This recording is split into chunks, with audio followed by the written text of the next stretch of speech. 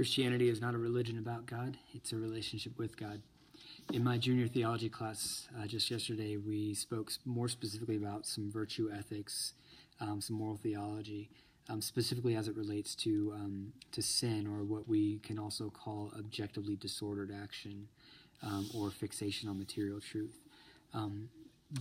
Really what we're talking about here is the relationship between object, intention, and circumstance, and how we have in moral theology these objectively disordered actions that, regardless of the intention, regardless of the circumstances in which they are performed, they still disrupt relationship and therefore are objectively wrong.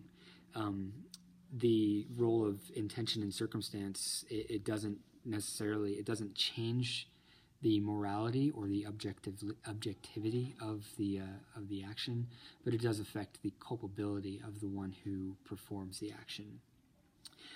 In class, I asked students to make a list of various things that are generally regarded or understood as sin, and so it ranges from lying, cheating, stealing, to adultery, abortion, murder, all across the board. Students will get very specific about things like, differences between murder and manslaughter and self-defense.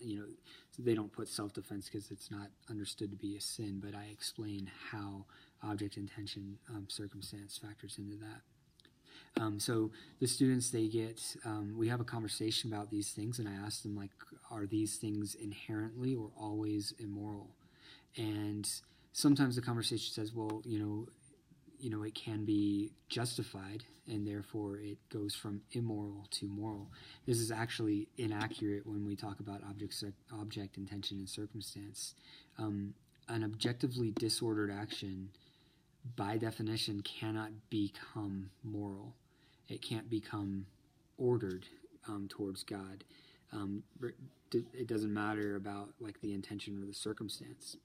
I tell students that they ask, well, what is the definition of an objectively disordered action?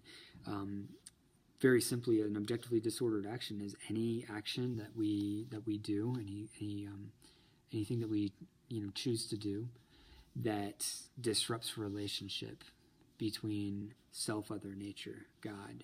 That is, it's anything that we do that prevents us from having healthy, authentic relationships with ourselves, with our authentic selves, with other human beings, with nature, creation, or with God. Simply put, they're sin. Objectively disordered actions are sins. We can use logic, and we can use reason, we can use revelation to identify some of these objectively disordered sins, but the purpose of this class is not to focus on sin itself, but actually it gears more towards the level of culpability. So we define object. The object is the action itself that we choose to do. And that can be anything. And I do mention the difference between something that we can call a moral action, an immoral action, or an amoral action. The intention of the action is the immediate reason or purpose for the action. That is, what is going through the mind of the person who performs this action.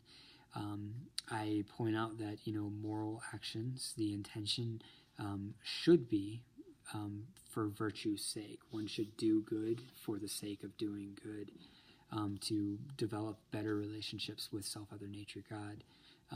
Immoral actions tend to be motivated, or the intention of immoral actions tend to be, to use Aristotelian terminology, is to satisfy the appetite. So they're appetitive in nature. And the students, they understand that. I really do stress this, though, that no matter what the intention is, the object itself, if it is an objectively disordered action, no matter what the intention, the object still results in a decreased or a hindered sense of relationship with self, other, nature, God. Somebody suffers. Someone's relationship with someone else suffers in an objectively disordered action. So it doesn't matter what the intention is. It still going to have a negative consequence. The intention can decrease the culpability. It can decrease the negative consequence, but it still does create negative effects. I start talking to the students about how the ideas of moral relativism and utilitarianism actually flow from this idea that the object can be justified by the intention. That is the Machiavellian ideology or philosophy that the ends do justify the means. That is utilitarian at its heart, at its core, and really is contrary to human dignity and the fact that we are made to love and to be loved. Circumstance refers to secondary elements that affect the decision-making process of the individual. Usually they are things that are out of control of the individual. And once again, though, even if the circumstances are out of someone's control, they are still culpable to a degree for the object if it is objectively disordered. One of the things that I focus on with the students is that it's very easy. It's very easy to just say, well, if we just said that morality is fluid or morality is completely relative, then we can just accept people more easily. We can just say, it's not your fault, you didn't mean to, whatever. And it's not really a sin if you didn't intend it to be a sin. It's not really a sin if if the circumstances dictated it. The problem with that is that the effect of the sin still happens. The relationships that you're trying to develop still are made more difficult. The theory behind object, intention, circumstance in this sense basically says that if we hold fast to the idea that actions can be objectively disordered in nature, then what that forces us to do is it forces us to look at the intention. What is the individual's responsibility for forming themselves, habituating themselves, developing virtue so that their intention becomes more than just appetite? What do we do about circumstances where people feel forced to act in a certain way? We're forced to actually look at those circumstances and say, what do we as the rest of the world have to do? What's our responsibility to change the possibility that somebody might feel forced or inclined to do a particular sin?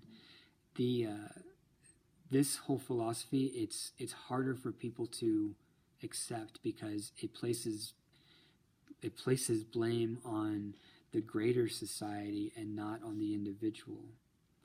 But if we're talking about how we're made in the image and likeness of God and that we're made to love and to be loved as community, then that's just part of the nature of this. As part of the nature of Catholic and Christian moral theology. We need to understand that it's not the individual who is sinning. It's not the individual who is harmed by that sin. It's all of us. Because when someone sins, to use the idea of, to use some of St. Augustine's philosophy, when someone sins, their punishment is the sin itself. That sin, that objectively disordered action, it prevents them from loving and being loved the way that they're made to. That affects everyone.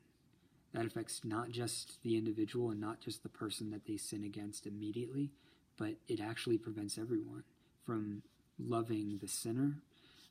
It really does hinder our ability to love the way that we're made to. Object, intention, circumstance, all of this stuff together needs to be considered carefully. Not so much to create like a very black and white, if you do this, this is the consequence, but more to understand both that there is such a thing as truth, there is such a thing as objectively disordered actions, there is such a thing as objective morality. But at the same time, it helps us to look at the individual and look at the society as a whole and say, what is our responsibility to make sure that we avoid those objectively disordered actions. So the students, they usually take this and run with it, and it's actually, as long as you present it logically, as long as you present it like clearly, it makes sense. And the students who have already learned the illogical nature of moral relativism, they see how quickly we can turn to moral relativism instead of using this logic.